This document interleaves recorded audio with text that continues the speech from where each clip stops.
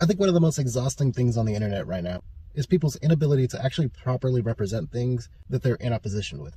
This goes as broad as the need to scapegoat the liberal, leftist, woke, whatever agenda, to oversimplifying Republican and conservatives down to being stupid or idiots. A lot of the negativity, the stuff that is driving people to support movements that are bad for the future broadly, are movements that are getting membership based off of showing that people are just misrepresenting certain aspects of both our political and social landscape right now.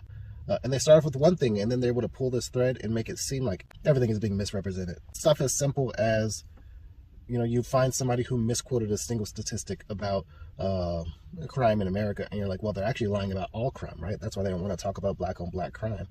That's why they don't want us to point out that all black people are dangerous. And you just keep pulling back those layers and softening the mindset of these young people who are like, well, yeah, they lied to me in this one place. Like, why wouldn't they be lying about all this other stuff? And now you have yet another person being brought into the white supremacist agenda. So what I'm saying is, learn how to properly represent things. And here's a good example. Right now, there's a lot of information out about the reclassification of professional degrees. Now, this is not necessarily a good thing.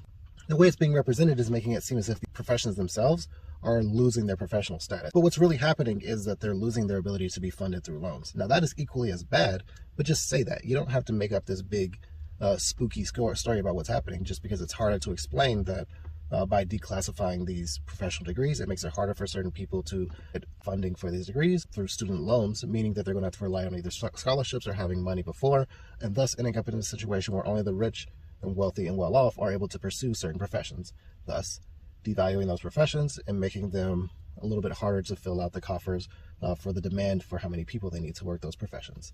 That's the danger of reclassifying certain professional degrees.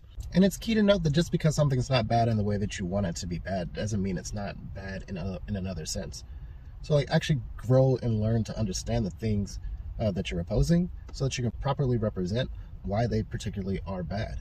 And at the same time, it helps you to fully understand what people are going after, so that it becomes more readily apparent when you're pointing out these are the things that are bad and this is why they're bad. When they go out and do them, they can't just scapegoat their way around it. This is a big reason for why Trump is able to do the things that he does and kind of get away with some of the stuff that he does. So at the end of the day, what I'm saying is, say what you mean and mean what you say. Figure out what's actually going on and represent it for what it is. And if you don't know, then don't say shit. You don't have to have an opinion on everything. And at the end of the day, the real misrepresentation is the friends you made along the way.